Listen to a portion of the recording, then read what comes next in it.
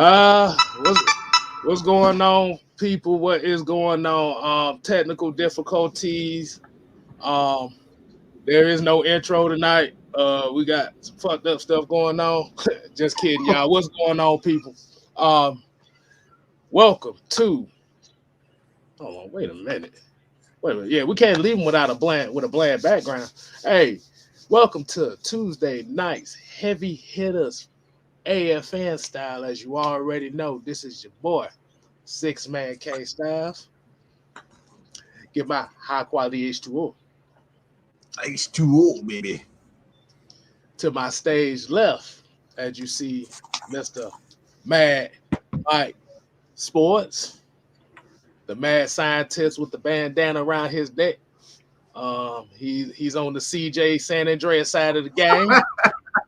Yes, sir. Spiced up just a little bit. It's funny because I actually been watching reruns of CJ San Andreas. I was like, yeah, I need to get back playing that.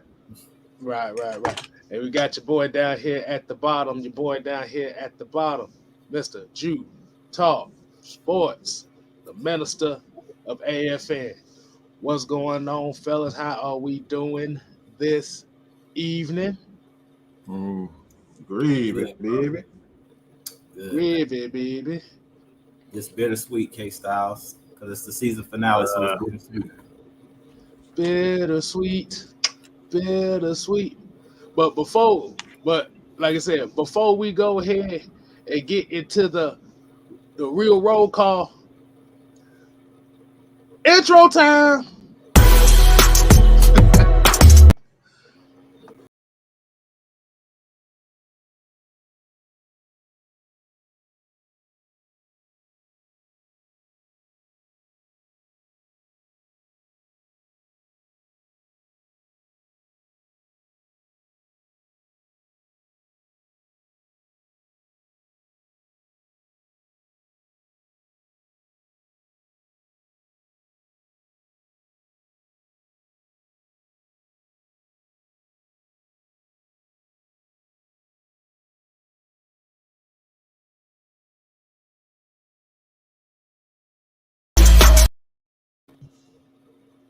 See, we couldn't have a show without doing that. Y'all know better than that. So you know what we got to do, man. Now it's time to get to the real roll call. Somebody said I look like I'm in a penitentiary. I'm like, hey, big fella, you still so look good over there. Like, you gonna eat your cornbread? Like, no, you can't have my booty. I was just watching Boot Dance earlier. But as we know, at the roll call go, we got Mr. Joseph Thornton in the building. We got Miss Asia Green. We got Dee Dee. We got Noah Tyndale. Shouts out to Noah. We got Michael Walker in the building. Not that Michael Walker, but Michael Walker. YMOF Jamal. We got Low Ski, Raheem DeVille, Mr. Motivator, and we're going to do one more in Sean Corleone. What's going on, fella? How we doing this glorious evening? We on the cusp of the final game of the year, which is our biggest rivalry game, part 2. Mm-hmm. How we feeling about it? You know how I go, KStylzz. We got to protect home field. Bottom line, we already went to New Orleans and beat them down at home. So this is the last game of the season. We can spoil the playoffs for them. So at this point, hey, look, we know that this is the biggest rivalry in the NFL. Like, this is like a collegiate rivalry between the Saints and the Falcons. And I think we see how we played against the Bills. I think this team's gonna come out pissed off. I don't know if you guys checked out the Falcons Audible. That's something I check out on AtlantaFalcons.com on their YouTube page. And they talked about it. This team plays for 60 minutes. KStylzz says it every week. This team plays for 60 minutes. And that's what I love about this team. And that's why I said it's bittersweet, KStylzz. This is the last game. because Mike said it last show, and I kind of talked about it as well. This team, for all that they battled through all year, this team deserved to make the playoffs. I know nothing's given to you. You got to earn it. They didn't make the playoffs. You heard Arthur Smith saying they fell short, but you could see the distraught look on all these guys' faces. I don't know if you guys go back and like watch after the game. I did. Yeah, if you guys actually watch like their interviews and stuff, Deron Harmon, Foyer, all of those dudes look pissed off, and they look like they actually like playing together. And that's something that I think as fans we take for granted. It's like the reason they were looking like the way that they were looking is because they know that everybody's not coming back next year. It's just impossible. From year to year, your team's going to change. So I think all of those guys were looking the way they were looking because this game coming up is maybe the last time they'll be in the locker room with their fellow brethren, you know, their brothers and stuff like that. So this group is like a bunch of misfits. You know what I'm saying? When I watch these guys out there, it's a bunch of misfits and guys that, you know, nobody thought this team was going to do anything. Let's just be real. When Calvin Ridley left, when Julio Jones abandoned us, like this team, everybody left this team for dead. So it's going to be bittersweet because I love the underdog. And to me, this Falcons roster was a team full of underdog type players, scrappers, dudes that actually earned everything that they got this year. So I don't want to go on and on. I'm going to let you guys, you know, jump in as well. But I love this team because they're a bunch of misfits. And I love when being the underdog, when everybody's counting you out. And to me, that's kind of how this Falcons team was kind of just left for dead. They threw dirt on us after that first game against the Eagles in week 1. And this team, all they did was scrap and battle. So at the end of the day, it is what it is. It's the season finale. But I really think that they're going to come out and try to spoil the playoffs for the Saints. Because if we ain't going, y'all ain't going. Come join us on the couch and watch the playoffs. Come watch us to the playoffs. What you got on that, Mike? What you feel about this game? I second that emotion. Drew said it, man. He said it best. This was a team that was just a bunch of misfits. We always here at Atlanta Falcons Nation categorize ourselves as misfits. So that's why me personally, if you guys saw me in the space Sunday, I was livid with the refs because like they deserve to be in the playoff this year. I don't like you said, I don't often say that, but these guys, just everything that they've been through this year. All right, let's just take it from the top a little bit. I'm gonna try to go as fast as I possibly can. From the very beginning, man, you lose your head coach. All right, your GM, you fire these guys right off the bat. These guys have been here for the last 5 to 10 years or so with Thomas Dimitrov. So these guys have been a vital part of this organization.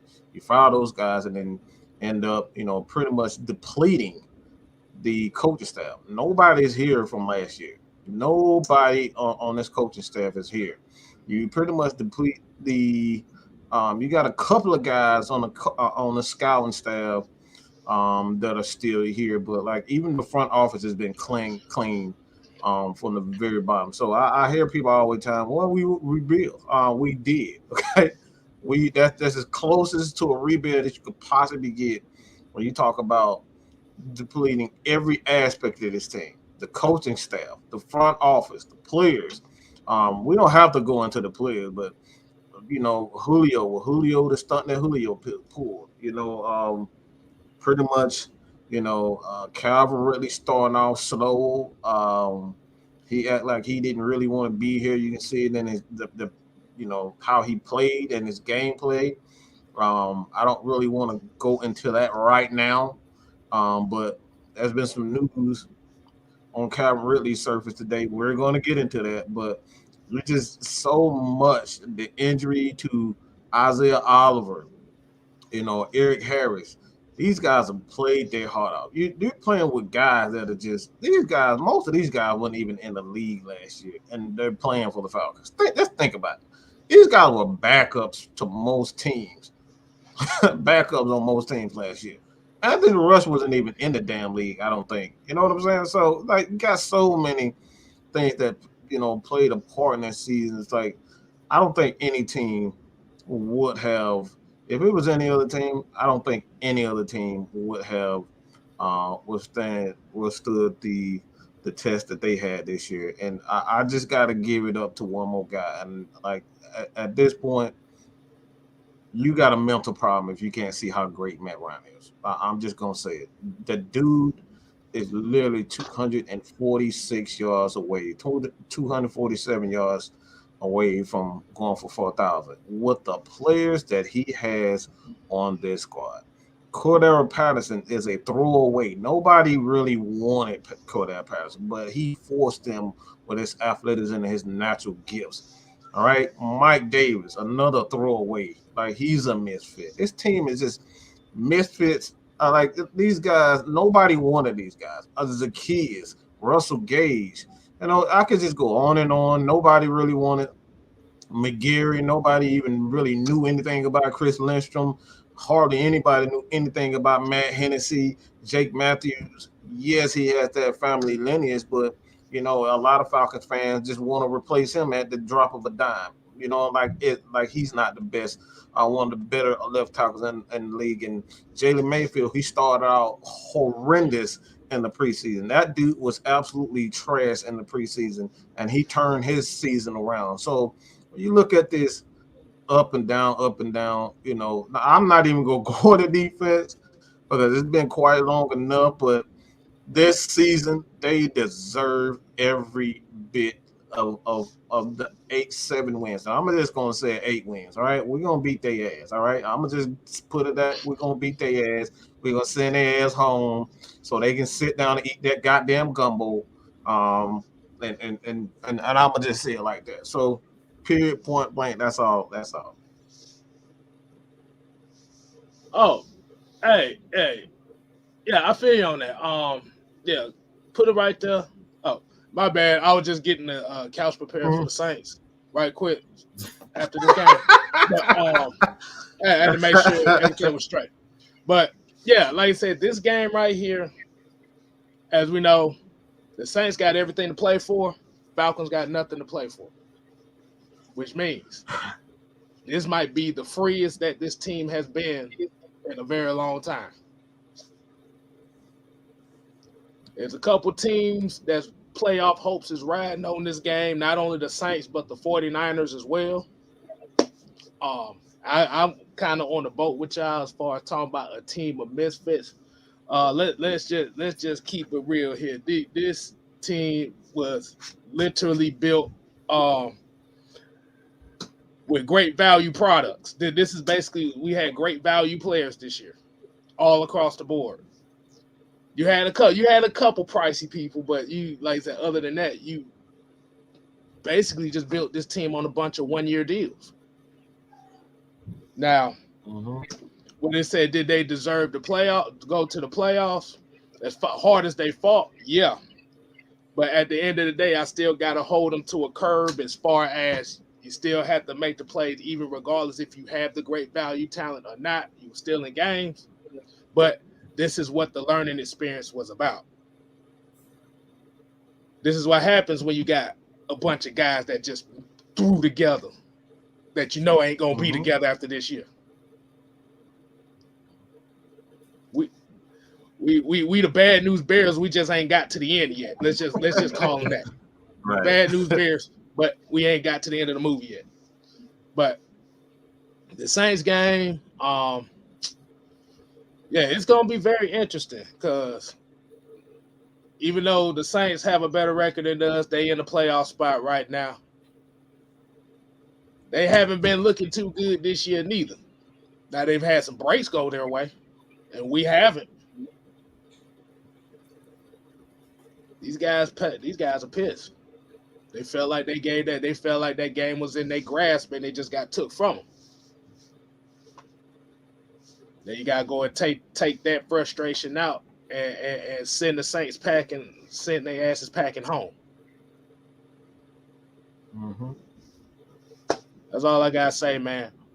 But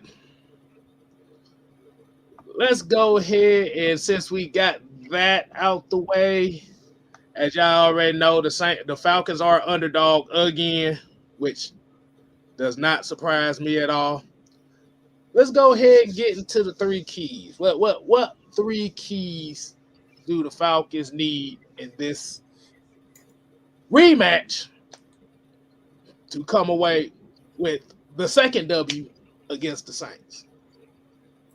Go ahead, Mike. I'm gonna let you go ahead and kick us off with that one. Go ahead and mix that formula up.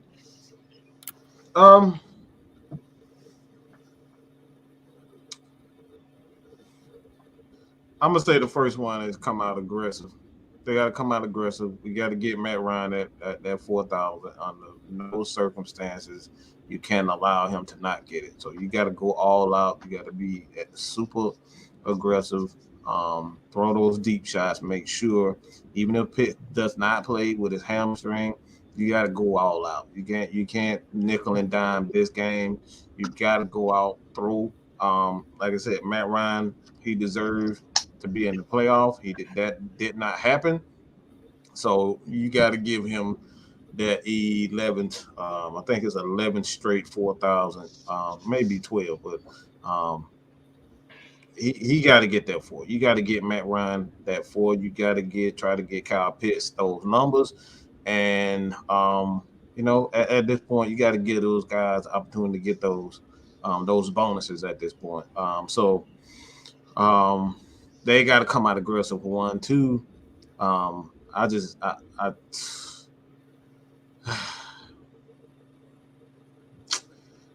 Dante Fowler got to come out and get at least 3 sacks this game.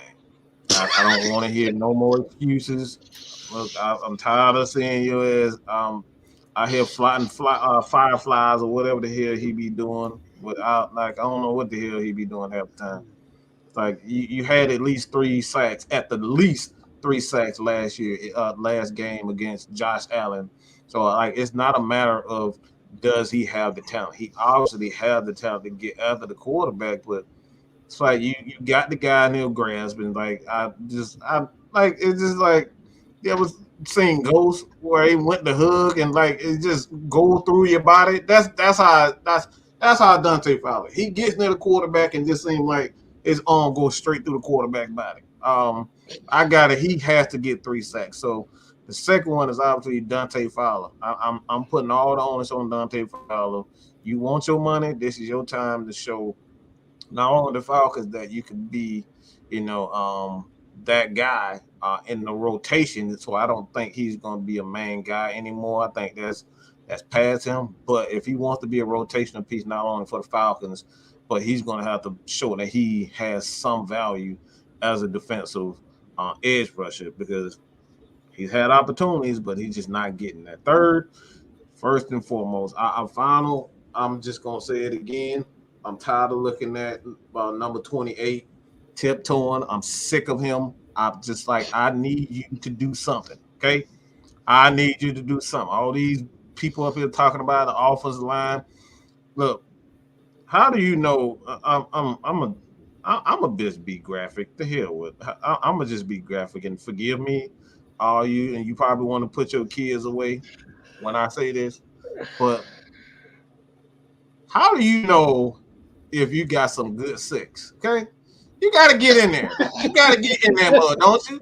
If you don't get in the hole, okay, if you don't hit the hole hard, or you don't hit the hole properly, how you gonna ever know that it's good 6? Okay, you gotta hit the hole properly. You can't be tiptoeing around, and you can't be sprinkling, dabbling. You gotta get in there, okay? You gotta get in there, okay? So Mike Davis, I need you to get in the damn hole, okay? Get in it. Don't tiptoe around it. All the ladies, y'all feel me? Y'all get in the hole, Mike. Get in the hole. I'm tired of seeing you tiptoeing around it. So that's my 3 keys to victory. I'm done. You said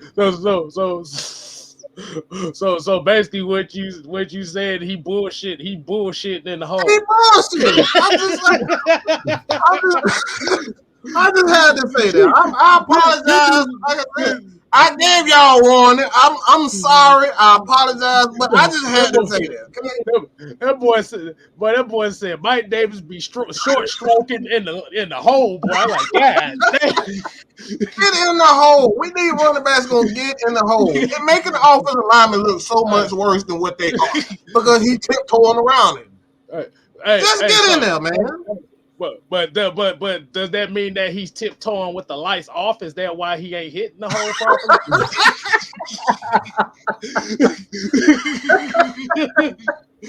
Oh my God. Well, I'm about to say, I see why Trina and Missy Elliott's on that song. They were talking about Mike Davis. Oh man. But let's get on the serious side. I'm gonna go ahead and go next with my 3 keys because we gotta let the minister take us out on this one because he's gonna spit that straight heat.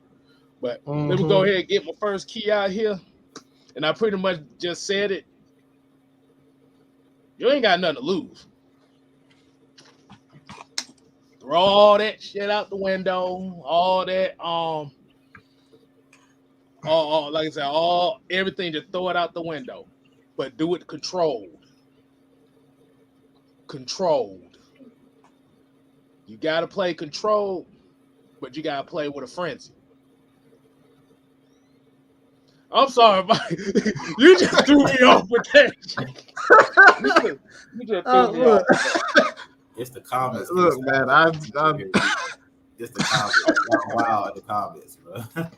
But yeah. You just threw me off just a little bit on that. But I'm sorry, man. I'm sorry. But yeah, basically you ain't got nothing to lose, man. You just gotta go out there and just play your game. Like you said, guys, like Mike said before, you playing for incentives now. This is the point in time where we just need to find out who wants to be on this team or not next season. Like I said, you got a lot of 1-year deals. You might have a couple more 1-year deals coming in after this. So we have to play with controlled emotion because, like I said, it's a rivalry game. And, with situations like this, penalties will come. We have to control that, but play with a rage at the same time. 2,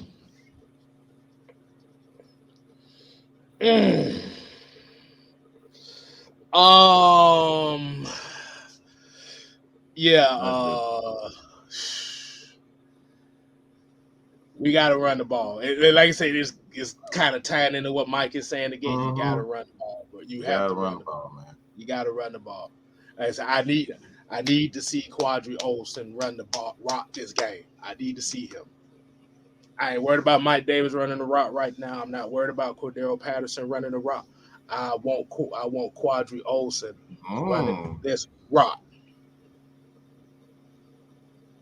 because he may be the guy. He may be the lone survivor of the backfield at the end of this season. It's a possibility. So you want to see what he can do in this game because remember he didn't. Wait a minute. Did he? I don't remember if he played the last game against the Saints. Because the last time the Saints were played, I was in the hospital, so I could. I don't think so. I don't think. Quadri? Yeah. So, Quadri didn't I play. don't think so. No. He didn't play. So, okay. So so let him. Like I said, I need to see him be the bell cow in this matchup because, as we know, Mike Davis, Seattle. The blue chew ain't working for him. He running on limp dick fuel and shit. So we don't need to see him no more. Cordero Patterson, he needs to go back and play his normal position at wide receiver. Spell at times as running back. So where he ain't got to take the hit. So I won't see Quadri Olson run the rock. And 3.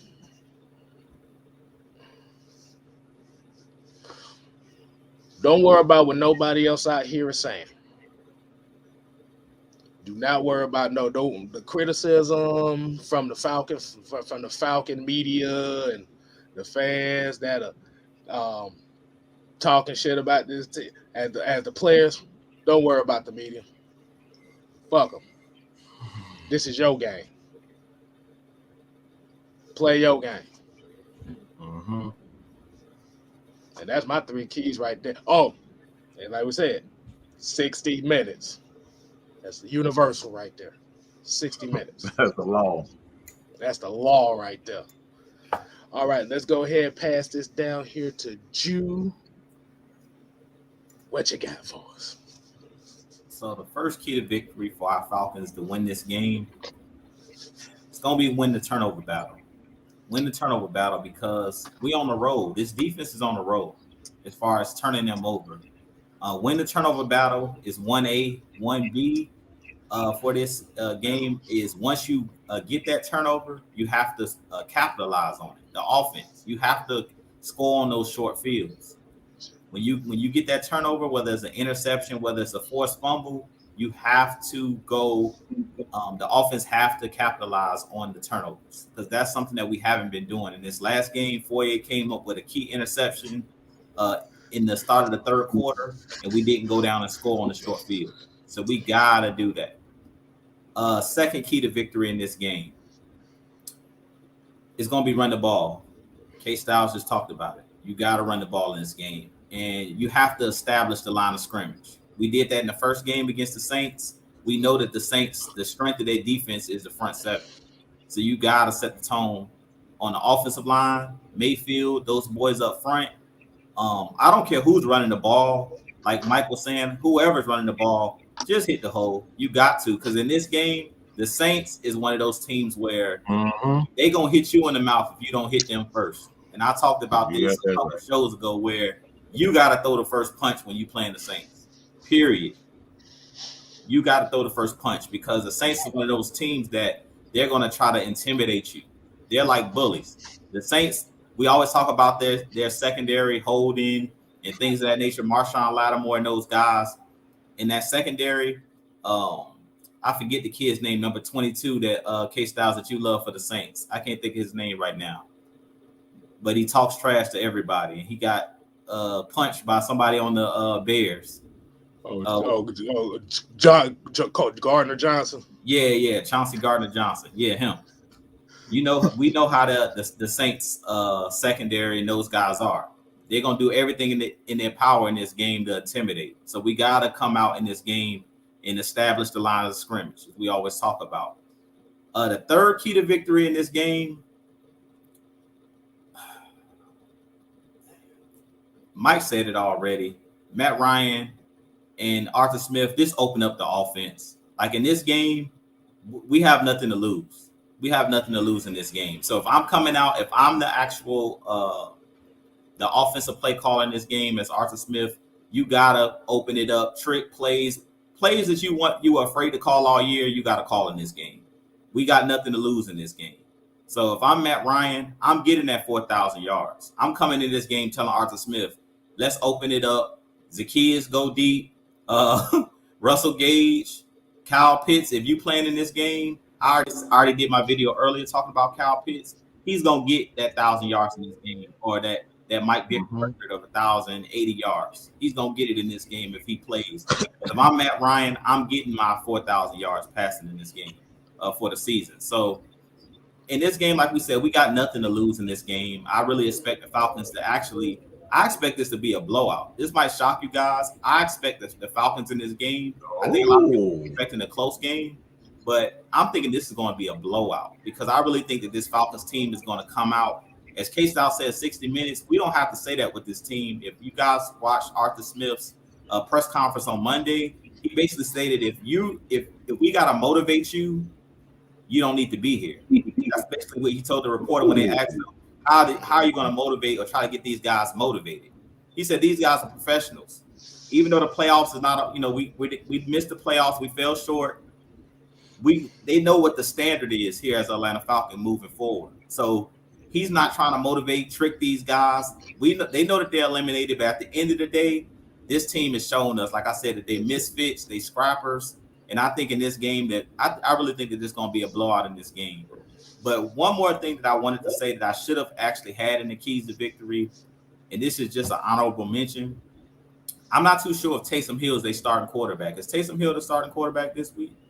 I know he didn't start last week. I know they had Ian Book. I think he was like on a COVID list or injured. I don't know. I think he's on a COVID list. But if he plays in this game, if he plays in this game, if I'm Dean Pease, I don't want to see what I saw last Sunday against Josh Allen. If you're a quarterback out there trying to truck people, hit him like he's a running back. Hit him like he's a wide receiver. Hit him like he's a tight end. I know a lot of people might say you might get a flag, but at the end of the day, the line got to be drawn somewhere. I know you guys seen when Foye knocked Sam Darnold out the game against the Panthers. At some point, this defense got to draw the line somewhere. These defenders have to draw a line somewhere that if you're a big quarterback and you're running like you're a running back, I'm going to treat you as you're a running back. I'm not going to treat you as if you're a franchise quarterback because I didn't see Josh Allen last week sliding a lot. You got to birth their ass. You got to birth them. Exactly. You got to come with that. You got to set a tone at some point. So that's just my honorable mention in this game. If they play Taysom Hill, I'm tired of seeing quarterback powers and things of that nature and our defenders trying to pull up. Forget that. In this game, if he run, knock his block off. That's just be real. If these guys are going to run the ball, carry the ball like they Mike Turner or like they one of the bigger running backs, like they a Derrick Henry, treat him as if he's a running back. At the end of the day, he's a runner. So we got screwed last week with that Matt Ryan giving himself up and all of that junk, and he still ended up getting hit. So I'm teaching all them guys in the film room. I'm saying as long as you're not playing like KStylzz stated, you don't want to play with it has to be controlled aggression. But in this game, if they're in the open field and they're a running back, quarterback, and they're running as if they're a running back and they're not sliding, hit them as if they're a running back. Because last week I seen our guys kind of pulling up a little bit when Josh Allen was running the ball, and he was taking advantage of that. Like when guys were pulling up, he was stiff arming guys. And in this game, I don't want to see that. If you're a linebacker, hit him like he's a running back. If they run a quarterback power with Taysom Hill, treat him as if he's a runner at the end of the day. I know he may be listed as quarterback, but I'm tired of seeing these mobile quarterbacks taking advantage of our defenders that's pulling up and not trying to hit these guys. Forget that. AKA, do not get knocked off your pivot foot. That's all I got to say. Don't get knocked off your pivot foot. But if you do, it's going to be hilarious. But, hey, I agree with you on that one, Jew. Hey, man, at the end of the day, you got to bust these boys in the mouth. Okay. All right, Mike. I understand you have a comment that you want us to have a discussion about. Let's go ahead and get into that. We're gonna do a magic trick right quick, y'all. We're gonna do a magic trick. Oh, never mind. Ain't a magic trick right there. Is it? Go ahead, Mike. Let's see what that comment you got. Was it this one right here? Okay.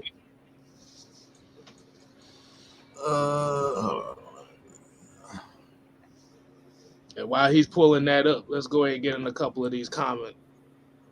Let's get in a couple comments before we get into that. Silas Draven said, "Damn a flag if they touch the ball, wreck their ass." Exactly. I like that. Hey, like I said, you ain't got nothing to lose now. And this is kind of what you were just saying about Josh Allen. He said he threw 3 picks and they stopped throwing the ball after that. That says a lot. And we can't put the blame on Route 96 because he didn't play in the Buffalo game. So we can't throw Route 96 out there. That was just that right. That was just you getting your. They attacked the edge. They really did a lot of. They attacked the edge this time, and that's it wasn't pretty with the edge. They kind of slowed it down everywhere, but yeah, they won at the edge this game. If y'all don't know what the edge is, that is Dante Fowler and Steven Means. So, yeah. And Atlanta Nation here says Sean Wells wasn't having any of it last week. Who the hell he was? He wasn't. He got a flag for one of them, boy. He said, damn that. But go ahead, Mike. Let's go ahead and get to that comment you was talking about. All right, so we have a Mad Mike's comment of the week. So basically, Mr. TR here said, blame wide receivers all you want, but when you have two tight ends with the size and speed of Pitts and Hurst, you have Patterson who can catch out the backfield, and you do nothing to scheme the wide receivers open. It's on the novice OC. Arthur Smith needs to have his OC responsibilities taken away seriously. Guy came from a predominantly running team and completely wasted a year of Matt Ryan's remaining years. It's the OC's job to counter what the defense is doing. Yet you see the same thing happening with the offensive game after game with zero adjustments. Smith seems to be another Quinn. Can't be a head coach and coordinator at the same time.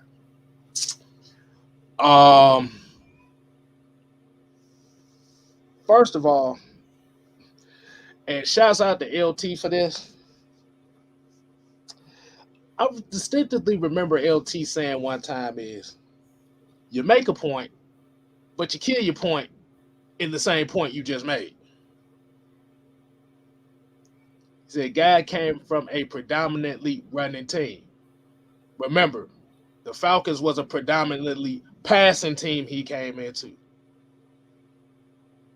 And this was a passing team that's not the same passing team that we had the last few years. Right. Now, when we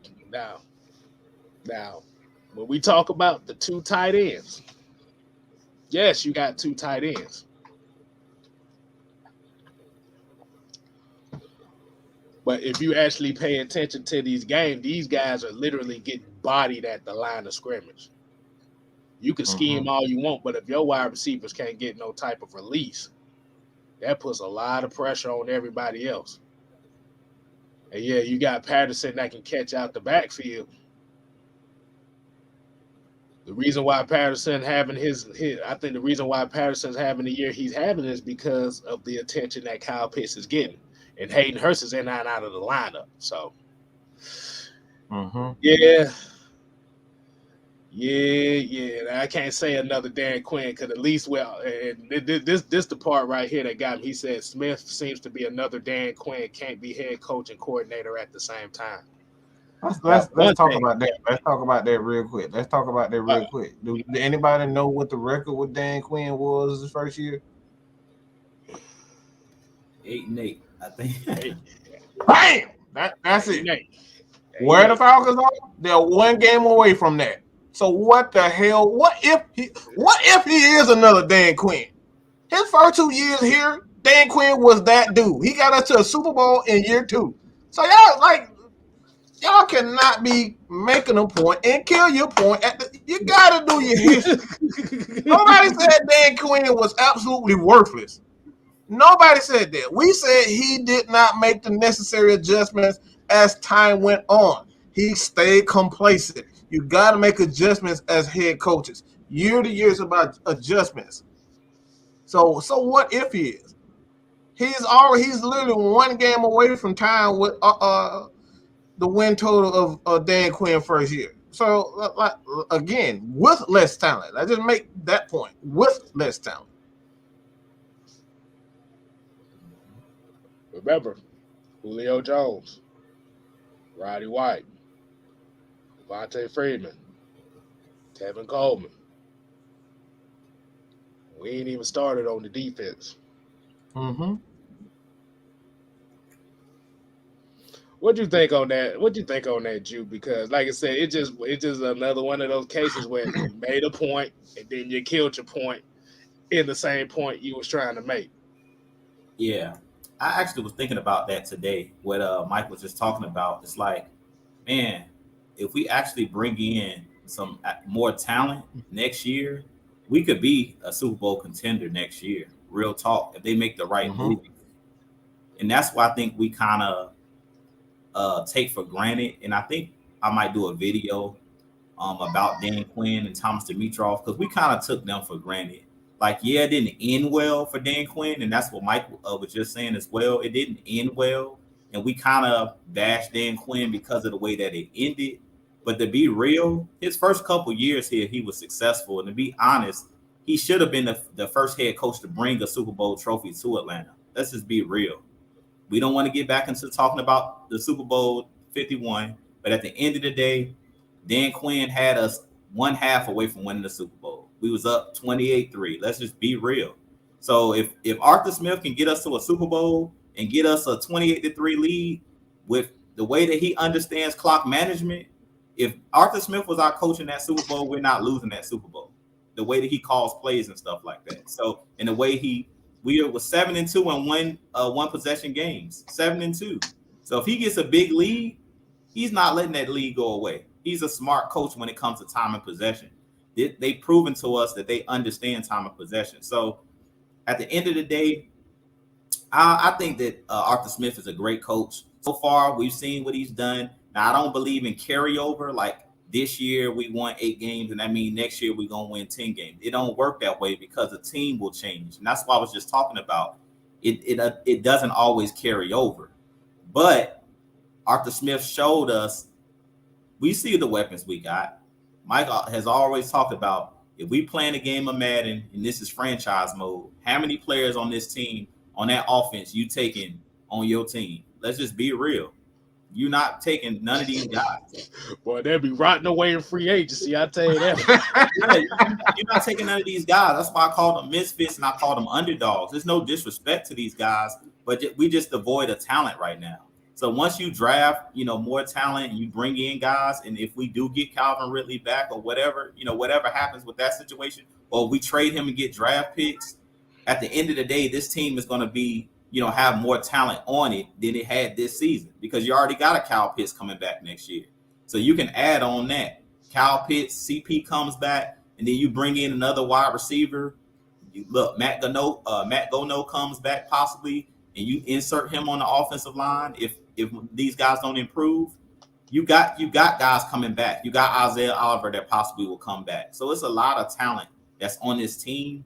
It just the ball didn't roll our way this year. Like the injuries, guys stepping away from the game, it just didn't go our way this year. But I really think that if you give this roster to any other head coach in the league, I don't know if you get 7 wins or 8 wins out of this roster. Let's just be real, especially not in year one, because I think that's another thing that we're not looking at. Not only did Arthur Smith get 8 wins or 7 wins so far out of this roster, but this is his first year. So you still also are implementing your scheme.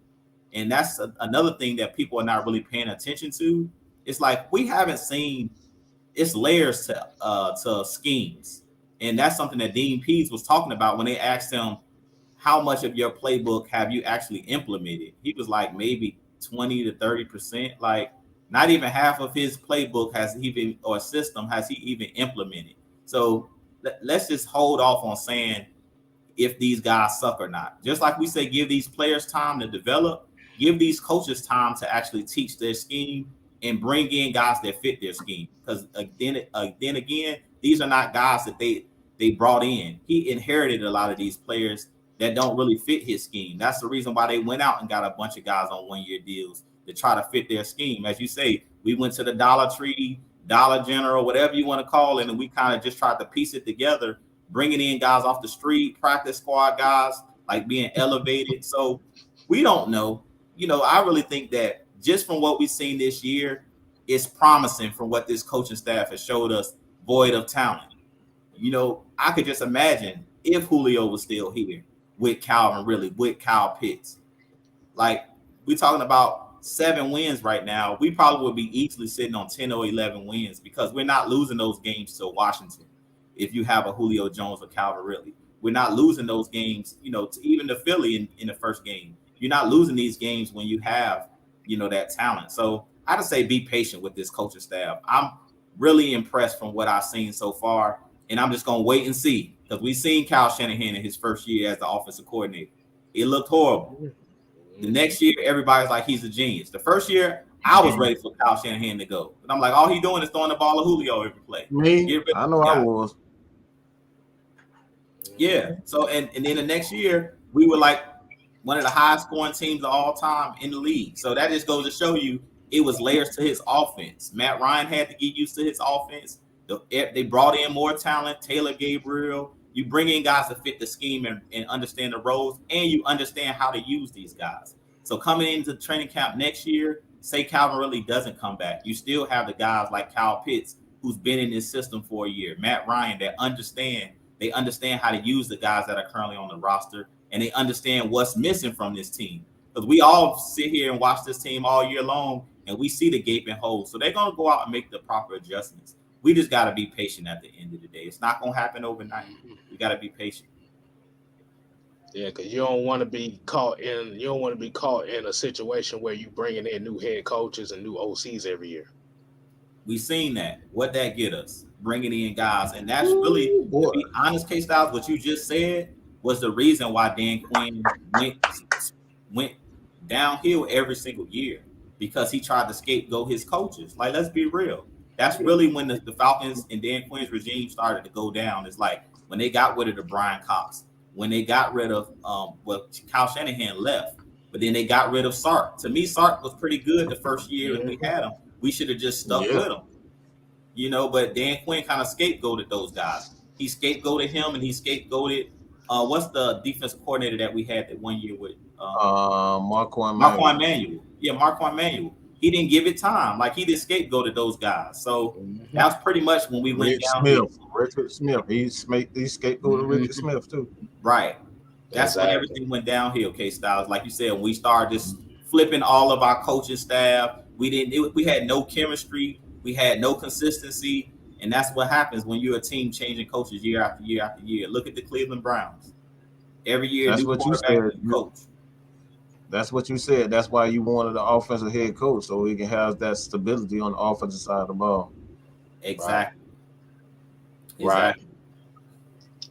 That's the main thing you want to keep. You have that, and like I said, we have to use. And you just said the Cleveland Browns. You have to remember the Cleveland Browns went through a point in time when they was getting new head. I think for like 5 straight seasons they was getting new coaches.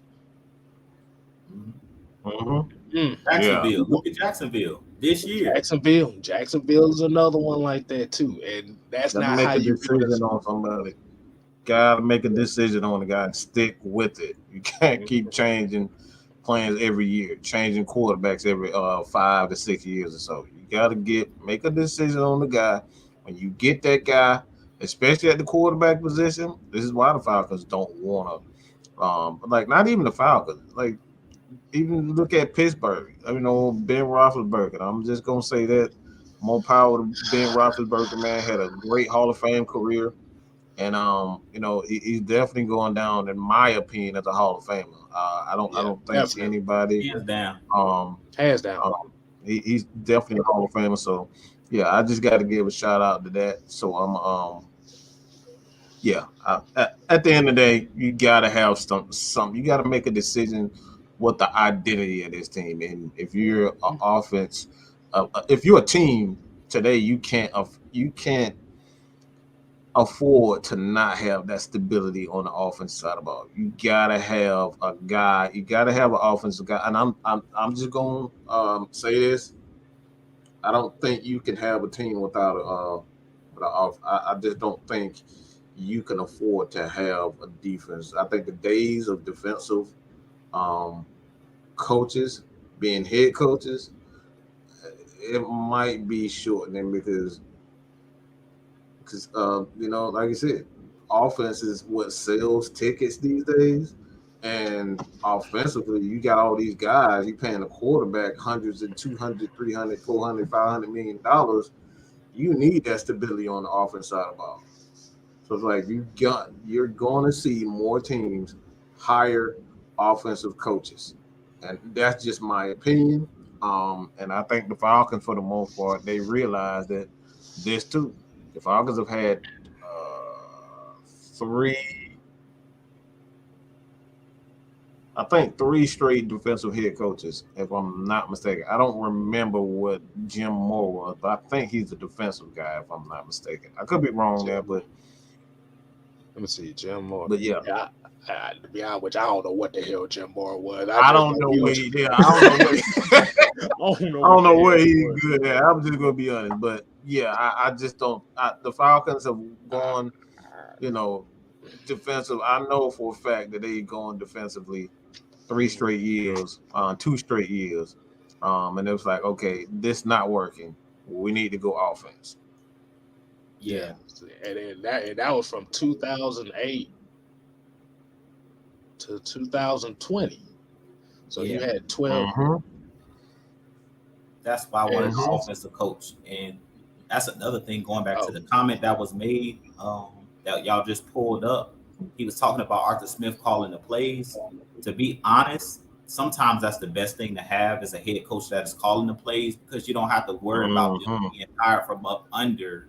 Just like what happened with Kyle Shanahan. If he was our head coach at the time that the 49ers wanted him, they wouldn't have been able to hire him from up under the Falcons. But being that he was our offensive coordinator, it was nothing we could do. You know what I'm saying? It wasn't like we could. I guess you could deny them from interviewing them, but who wants to hold on to somebody that doesn't want to be here? So it's just like that's another advantage of having a Andy Reid, having a LaFleur that's coaching the Packers, that's calling the plays as the head coach. You don't have to worry about, like, that was the reason I kind of was pushing for an offensive minded coach, because Matt Ryan doesn't have to worry about my offensive play caller being taken again, because he's the head coach. So he can't be hired from up under. He's under contract. Unless we trade him or something like that, he's under contract. So I think that's another advantage of having that offensive minded head coach that's calling the plays, is you don't have to worry about another team trying to overpay or hire him as the next head coach for their team. So that's another advantage you have when you have that head coach that's calling the plays. Because if you look at most of the successful teams, the Sean McVays, a lot of these guys are calling the plays. Kingsbury for the Arizona Cardinals, head coach calling the plays. I mean, that's just the way it is now in this new NFL. Okay. Yeah, because as we all know, defenses don't really change that often, but offenses are always evolving. You got to stay on the curve. You got to stay with the curve. Yeah, shouts out Miss Maggie T is in the chat. Y'all make sure y'all show her some love. Definitely, there's a lot going on right now, so keep her in your prayers. But I think you said you had another comment you want to go ahead and have a discussion about. You got something else you want to talk about? Does it have to pertain to a certain somebody that we even got? It's two comments. It's two comments. I'll do it like this. All right, let's just go straight into it. All right, go straight into it.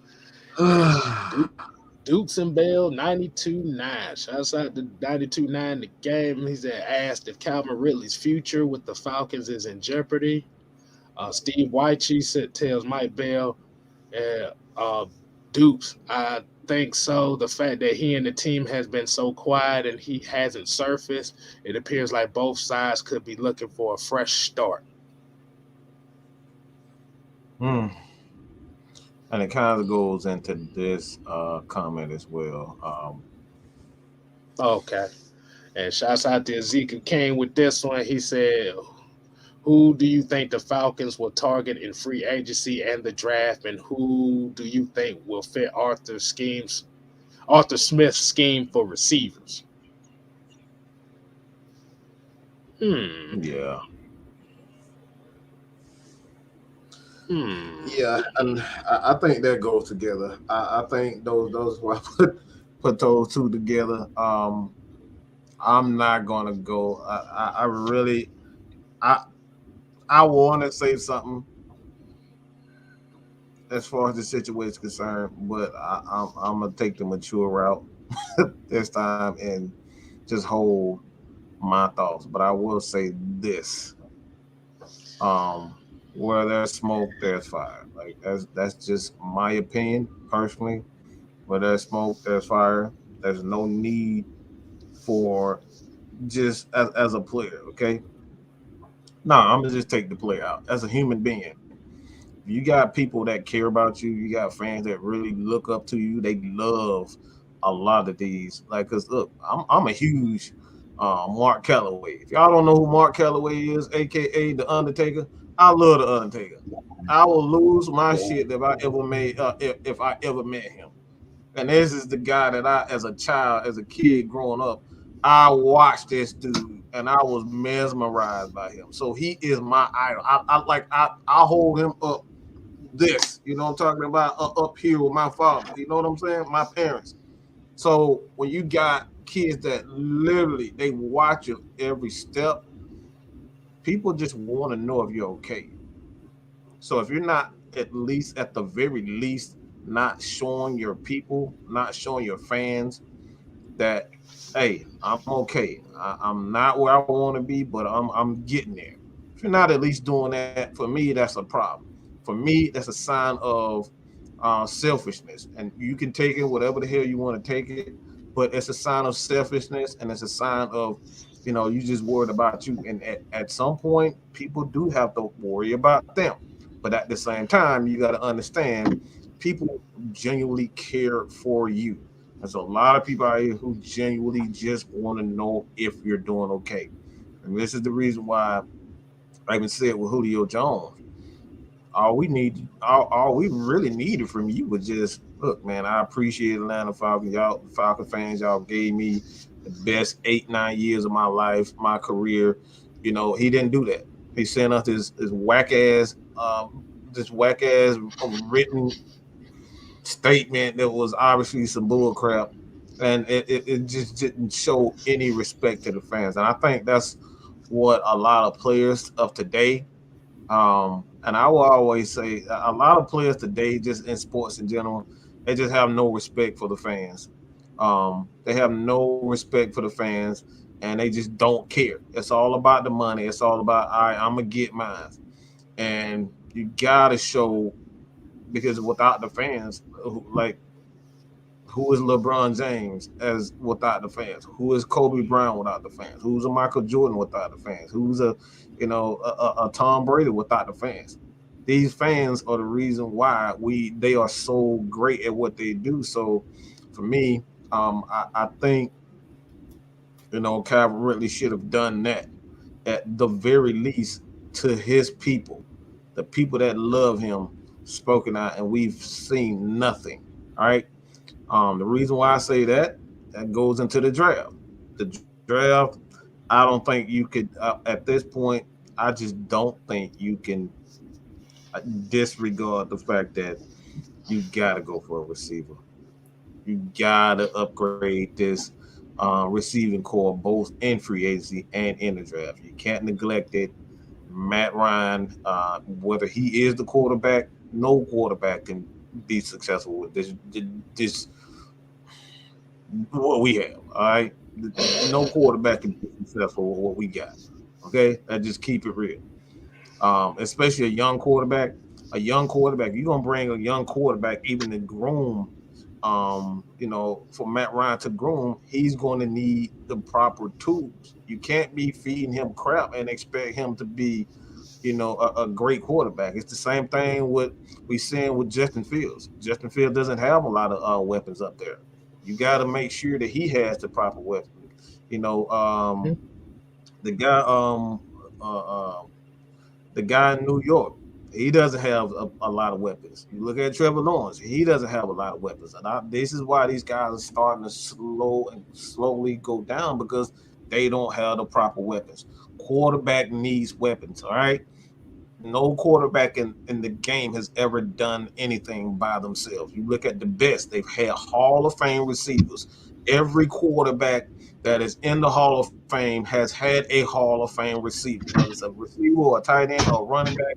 They've had that. So no quarterback can do that without the proper weapons. And I say the Falcons are going to get a receiver. Whether they trade the pick, trade down, I don't know, but they're going to get a wide receiver. Yeah, because by looking at this wide receiver free agency class as of right now, it ain't looking too good for receivers right now. Because right. we know Devontae Adams, he's gonna get paid. You can kiss that goodbye. Mike Williams from the Chargers, he's gonna get paid, so you can kiss that goodbye. Outside of that, the best you can do, Sammy Watkins, I'm good. Allen Robinson, Will Fuller. You said I'm good quick. I'm good, bro. Oh, man. Like I said, Allen Robinson is kind of like 50-50, but it's like when you look at this list, like I said, like you said, you'll look at a Jamison Crowder. Heck, No. That's it. go ahead, resign Russell Gage. That was it. It's going to get to a point where, like I said, Russell Gage will get re-signed. Chris Godwin gonna get re-signed by the Buccaneers. Ain't no ifs, ands, or buts about that. So you can kiss that one goodbye too. I say the closest person that you can shit. They got nothing but damn small ass receivers in the damn free agency, boy. Outside, like I said, I think the only name that I will look for in this draft, in this free agency right now that I am seeing is Alan Lazard, but he's restricted, so you gonna have to give something up for him. Mm-hmm. But outside of that, I'm resigning Russell Gage because everybody else looking like, I don't know about it. Right. They got Alshon Jeffrey at the bottom of the list. So. Oh boy. Oh man. Nah. I think what's gonna hurt Michael Gallup is that injury. Like I said, that injury. Mm-hmm. Yeah, that's gonna hurt. That's gonna hurt him. So T.Y. Hilton, he's not gonna fit in this offense neither. Nah, he little too. He's small, and he got a lot of miles on him too. Mm-hmm. What you gonna do? Get Odell Beckham Jr. to come down here? Nah, we good on that too. We good. We might as well keep Calvin Ridley. I'd rather take my team. I'm gonna roll the dice, dog. Forget that. I roll the dice. Sammy Watkins, AJ Green, Emmanuel Sanders. Oh God! Somebody said Dez Bryant. Oh boy. You can get Juju Smith-Schuster. What? No. but nah, bro. The wide receiving class and free agency right now this year does not look good right now. I'm just gonna say that right now. So they're going to end up drafting a wide receiver. Only problem is we don't know when they're going to do it, but they're going to end up addressing that. Mm-hmm. We got no choice. Then I know people saying like with Devontae Adams, Jonathan Rozier said the Packers don't have the money to pay Adams. Besides, if Rodgers don't return, he ain't gonna want to stay in Green Bay anyway. Hell, we ain't got the money to get Devontae Adams. All right. I think the tides are turning on these receivers. A lot of these organizations don't want to play these deeper receivers because they just acting a fool right now. Like all of them are acting a damn fool. Like even I know your boy Cooper Kupp is having a hell of a year, but even he's acting different. He acting real cocky right now. Yeah, he about to break the record. Yeah, he about to break that record. And plus, he already got his money. Mm-hmm. Oh my God. Yeah, at this point, we need to draft the wide receiver, guys. Like we're gonna have to draft a wide receiver. Like y'all was saying, I don't know if it's gonna be in the first round, but I would say go best wide receiver available, whether it's in the first or the second round. But I also think we need to take a running back as well. I think we'll have to draft both. And I was really shocked that they didn't do it last year. To be completely honest with you guys, I didn't think that they were going to just go with Mike Davis. I really thought that they were going to take a running back because we know Arthur Smith's offense is predicated off the run. So it's nice having Cordell Patterson, but that's not his primary position, like y'all were talking about earlier. But he ends up being the primary ball carrier for this Falcons team because Mike Davis didn't turn out to be what we thought he was. And we kind of did what KStylzz was just talking about. We went down the list of whatever, running backs they thought would fit this scheme, and they decided to go with Mike Davis, which Mike Davis was not a starting running back to begin with. You know what I'm saying? So we rolled the dice and took a chance when we really should have just went in the draft. Like I said, every year, draft a running back. Every single year. Don't pay a running back. So I think we're going to have to do both. We're going to have to go in and get a wide receiver and go in this draft and get a running back. And we're seeing great wide receivers come out every year. Look at Jamar Chase this year. This guy got like almost 1,500 yards receiving, 13 touchdowns. Not saying that every receiver is him, but the way that the college game is set up now, wide open with the wide receivers, you can go and find a talented wide receiver. KStylzz just talking about it. Cooper Kupp, like the list goes on and on. Guys that people never heard of. Adam Thielen, recently. Jefferson that plays for the Vikings. Justin Jefferson out of LSU. I know Pickens is coming out from Georgia. It's a lot of guys out there. All I ask is whoever we bring in a wide receiver that has size. That's all I would say is whoever we bring in a guy that has size and that's physical. Right. And looking at this free agency running back class, it looks a whole lot better than that wide receiver class. I tell you that now.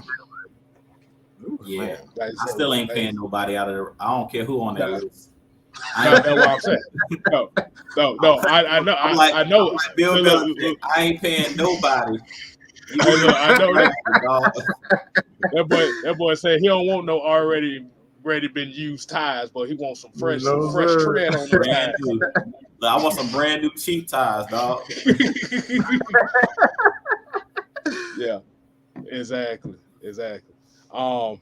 Yeah, like I said, that wide receiver free agency list right now looks way better than what that wide receiver looked. But at the end of the day, we need some young backs here as well.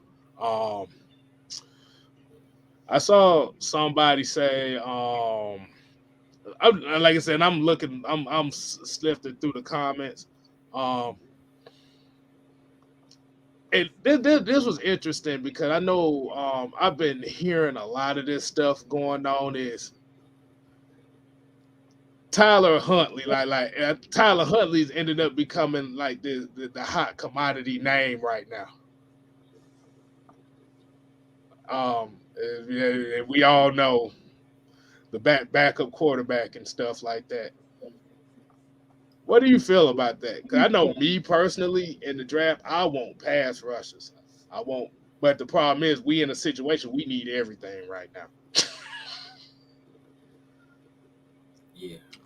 What y'all feel about that? Because I've been hearing this name for like the last 3 weeks about bringing Tyler Huntley here as a backup quarterback. Is that the guy that played for the Ravens? Mm-hmm. Yeah. I'm good on that. See, this is the problem that I have. This is the problem that I have when you have a guy that has like a one good year. Nobody has tape on this kid. So initially that first year, and that's why this is something that Mike is big on, me, Mike, and KStylzz here at the AFN, consistency. Like I heard Shannon Sharp and they were talking about it on Undisputed where he was saying that he thinks that he throws the ball with better anticipation than Lamar Jackson, and he's a better pocket passer than Lamar Jackson. I don't know if that's necessarily true. I feel like this dude, Tyler Huntley, they just don't have any. I've seen him play and I've seen highlights of him, and I think he's a solid quarterback, but I don't necessarily think that he may be starter material. I just think that the league hasn't caught up to him yet. Like they don't have any tape on him. So it's like everything he's doing now is we can kind of compare him to Mike Davis. That'll be the best example I can give you guys. Mike Davis with the Panthers, it was like, oh man, C-Mac went down last year. He had over 1,000 yard all-purpose yards, but it was kind of like there was no expectations. It's the same thing with Huntley because they got Lamar Jackson and he's hurt right now, former MVP. It's kind of like he has no reason to be scared. He's basically playing with house money, as what you was talking about, KStylzz, like the Falcons this week against the Saints. He has nothing to lose. Like he knows Lamar Jackson is the franchise quarterback there for the Ravens. So at this point, Huntley's out there playing free. He doesn't have any pressure really on him because he's the backup. So I'm very careful when I take a backup player and make him a starter or bring him in because, like I said, you really don't know because no team really has any tape on this kid. It kind of reminds me of also like a Nick Foles situation. We seen Nick Foles with the Eagles win a Super Bowl, then go be a starter somewhere else, and he wasn't the same player. You know what I'm saying? It's like he caught lightning in the bottle. Same thing with a guy like Fitzmagic or Fitzpatrick. He was another guy like that where every time he was a backup somewhere, it would like when he would get into the game, he would do some special things for a couple games. But if you ever went into the season with him as your starter, it always went south. And I think it'll be the same thing with this kid Huntley. I mean, I don't know. I just think that I need to see more out of him. See him in the year. See him in next year, where guys have tape on him to know really if he's really that guy. Because right now, I just think nobody has tape. They didn't know what to expect. He kind of was just thrown in the game. But once a team gets a whole off season where they can watch tape of this guy, they're gonna figure out what his weaknesses are, and then they'll be able to exploit his weaknesses. Right now, they can't really exploit his weaknesses because they don't know what they are. And I will give a shout out to one of my peoples here. So said, and I seen this in the chat a lot too. So if anybody else that said this, shouts out to y'all as well. But she said, I don't want no more Alabama wide receivers in the draft. She said they have a tendency of screwing us over. They so used to having caviar and having grapes being fed to them by these damn models and shit at Alabama, so they don't get a chance to the struggle. To be honest, you got guys like Julio Jones that's always going back to the school, so they just used to a lot of nonsense. I'll say this. I don't think you should waste anything on a quarterback right now. I think right now is not the time to focus on a quarterback because, like I said before, you want to establish one thing before you even bring a quarterback into this. You got to establish the running game, and you got to establish consistency with the offensive line before you even think about spending money on any quarterback, whether it's Tyler Huntley, whether he is good or not. I don't think you should focus on that. What I would do is I would invest as much as I possibly can in Felipe Franks. He already knows the system. Bring him back. If he isn't a thrower, he can use his legs. Just play more to history because Matt Ryan is that guy. All right, let's just say he is that guy. I don't foresee him going anywhere anytime soon. But you can't bring a quarterback in here. He's going to be destined to fail without the proper running game, the inconsistencies with the offensive linemen, and we know those wide receivers are just doo-doo, okay? They doo-doo. They some smelly poo-poo, all right? They're not going to get it done. So I don't want to, me personally, what I'm going to do, if you do, for whatever reason, I'm not spending no more than $2 million on him. I'm not doing it because you can essentially do the same things with Felipe Franks and just do what you said, invest in the trenches, but go and get a bunch of offensive. Just go get a bunch of running backs. Run the damn ball. Get a bunch of running backs, run the damn ball, play solid defense, invest in your defense, get a bunch of running, and just pretty much recreate what the DVD was. That was the blueprint. And shout out to Dan Reeves for that. He created that. Mm-hmm. That was his vision, the DVD.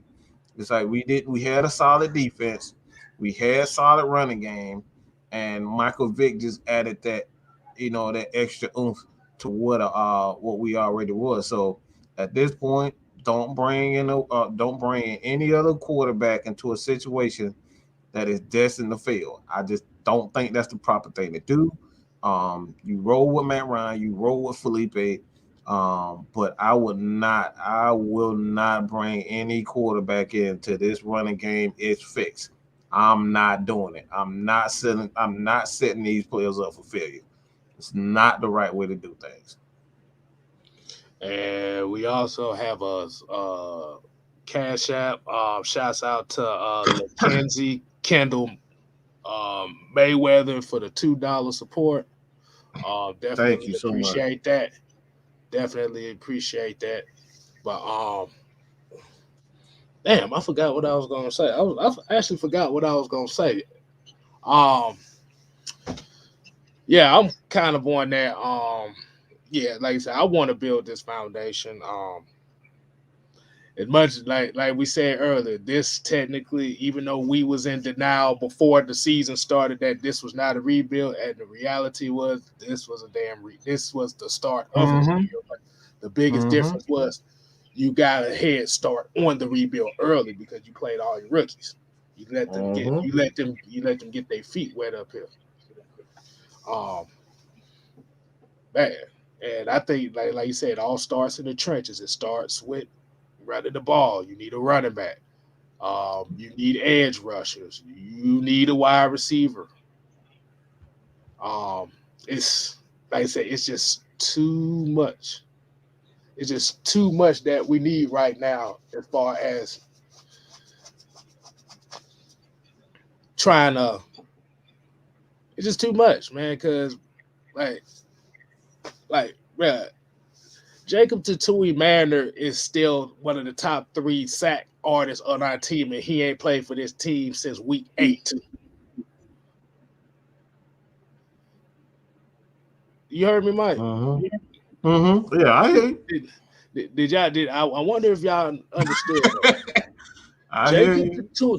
Jacob Tatui Mariner is tied for second in this team in sacks, and he ain't played for this team since week 8 or 9. Whew. We need them trenches, but we need a lot. But the one good thing about it is you got to see what these young guys got to do. They can only get better from here.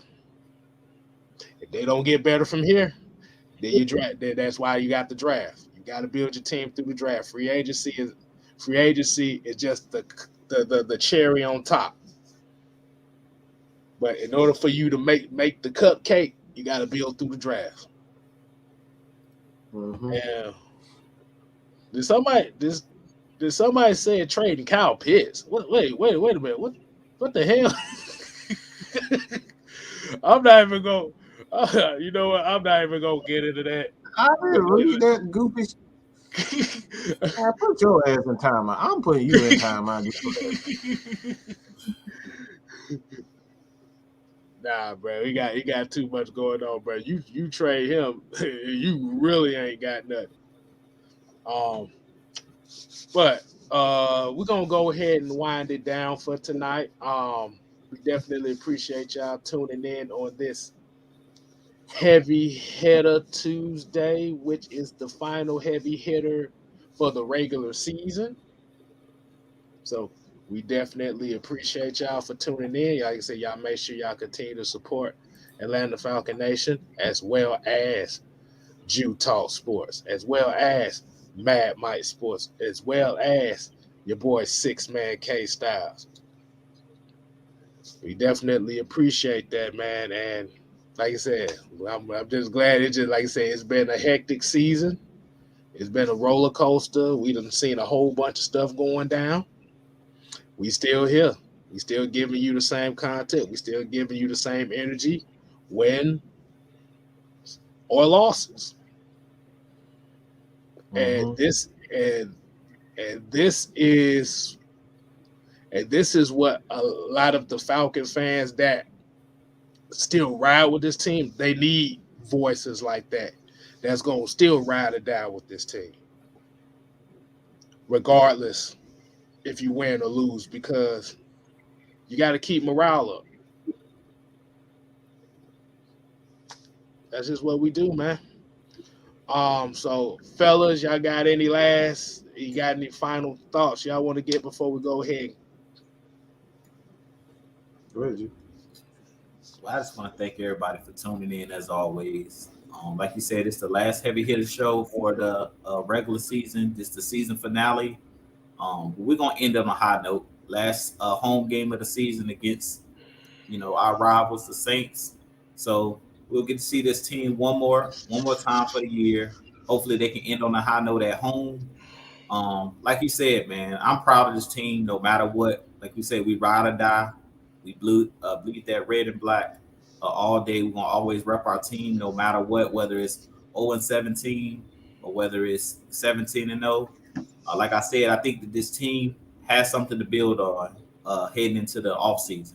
So if we can end it on a high note at home, Arthur Smith and these guys, I expect him and Terry Fontenot to get in the lab and bring in some more players. Like we said, bring in some more talent that fits this scheme.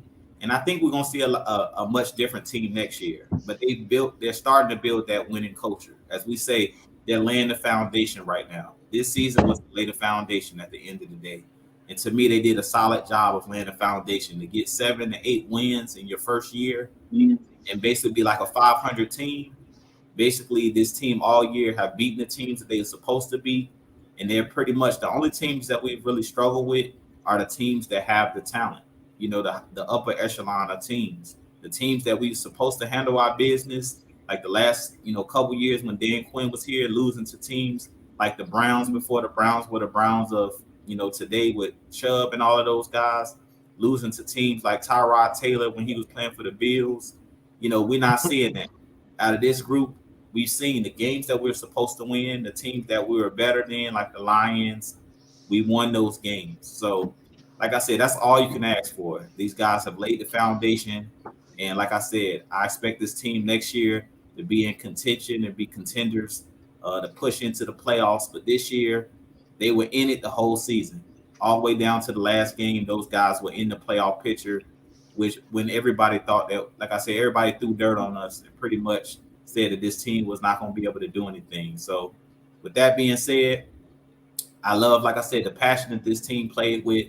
Shout outs to Matt Ryan and those guys that's in that locker room. Shout outs to those guys, Arthur Smith, Terry Fontenot, for a great season. And like I said, I expect them to, bold prediction, I expect this to be a blowout on Sunday. I think they're going to blow the Saints out at home and shock a lot of people, knock them out the playoffs, and then we'll be able to build on next year. But with that being said, I'm going to kick it over to Mad Mike. But I appreciate you guys. Definitely hit that like, subscribe button for us.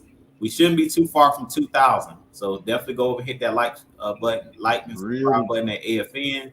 TalkSports. I think I'm like 7 away from 1,500 subscribers. So I appreciate you guys. Get your boy to 1,500 subscribers. But I appreciate you guys.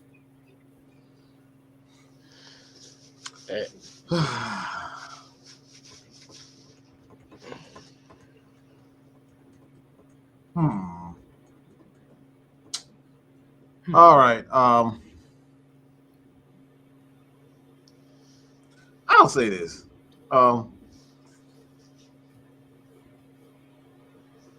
This Falcons team is a lot more. It's built for success much more than people realize. And I actually took time to really think about this. If you look at the history of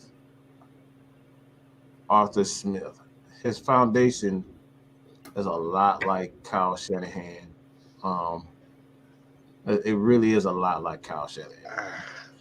And basically what I mean by that, you live and die by the running game. You live and die by the running game. You live and die by your offensive guys.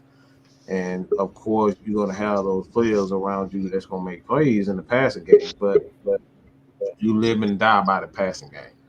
So reason why I say that is that the Falcons are really – they get a solid – if you look at the defense side of it, they play not to give up big plays.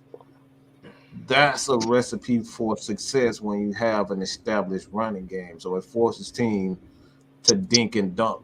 So all the Falcons would need to do is just to invest in the running game. Invest in the running game. Invest in the running game. You run the ball well in this league, you're going to have success. You stop big plays, as we've seen this year, the Falcons are still the only team hasn't given up a play over 40 yards. They're still the only team in the NFL who hasn't done it. So with that, invest in the running game. Don't give up big plays. The Falcons, with a veteran head coach, a veteran defensive coach, a veteran quarterback, and a young general manager who has shown that he can make something out of nothing, because that Julio Jones situation could have got real ugly, and somehow he found a way to not only make Tennessee pay for the contract, but he got us a second and a fourth, and I think a 6th or 7th. So he got us picks in that situation. So this is a recipe for success, and I think a lot of people are going to be shocked at how fast the Falcons get back to winning. And it's going to be right back to old Dan Reeves, grind it out, play solid, hard-nosed, disciplined football, and we're going to get back to being accountable. Accountability. That's something Mr. Reeves always stated. You can go back and watch our interviews with quite a few players. They always said Mr. Reeves was always a guy accountability. Accountability. You're not going to come in here with that foolishness. All right, you're not going to come in this locker room with this foolishness. If you got some foolishness going on and he walk in there, everybody straighten up. That's what I like about Arthur Smith right now. You coming there with that foolishness. If I feel like I got to motivate you, your ass is out the door. No more of that type of stuff for Atlanta Falcons. The culture has changed. And Ms. Maggie, what you got? Hey everybody, how y'all doing? I just wanted to get on while I got a little energy. I know I didn't even realize this was like the season finale, so I definitely need to announce this. I'm okay. It's just a lot of fatigue and dehydration and just getting better. And then we're mourning the death of my godmother's mother. So that's kind of, everybody over there got COVID too. So that's why I put out the Cash App just to kind of send her some Gatorade and things like electrolytes and things to kind of get her back into her, feeling good, because guess what? We got to bury somebody soon. So it's like we got to get together and just, I don't know how it's going to be. It's kind of sad time because it might end up being virtual. And she was like the big mom of the family, if you get what I'm saying. She was 88, dementia, but I think COVID probably pushed it.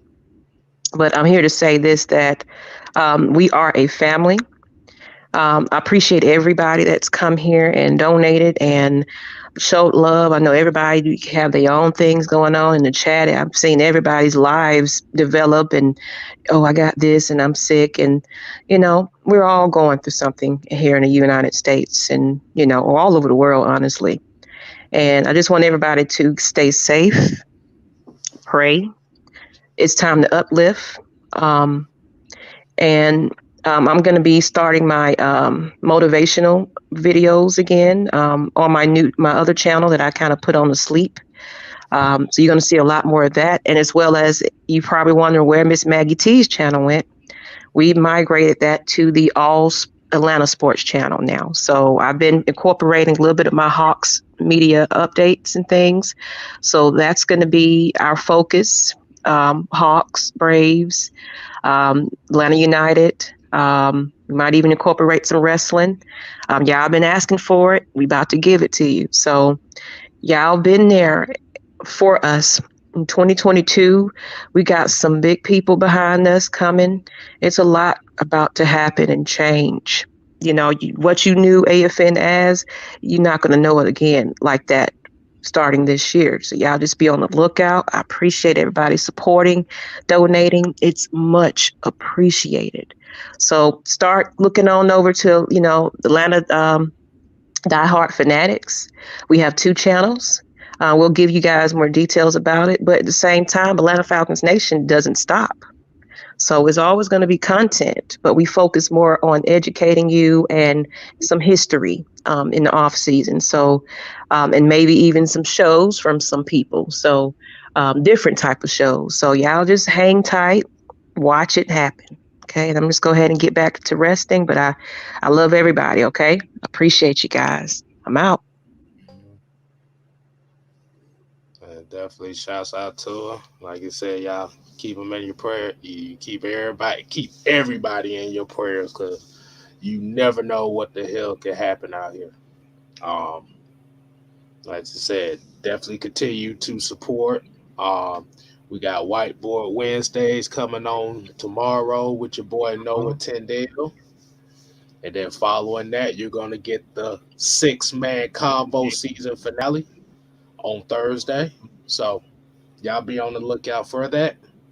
And as we say here at AFN, we ain't here to play. We here to stay. You ain't got to go home.